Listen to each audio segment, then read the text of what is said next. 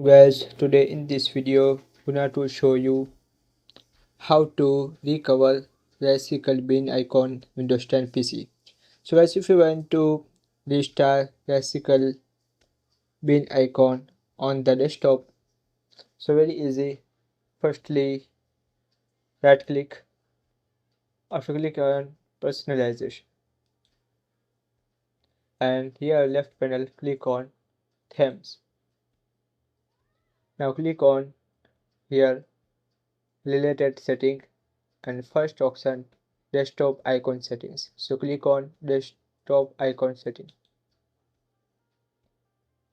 and here desktop icon settings. So here option bicycle bin. So check this box. After click on apply, click on OK. There is.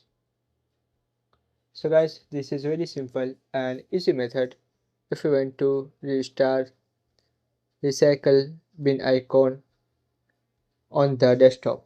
Thank you for watching this video. Please subscribe my channel for latest update.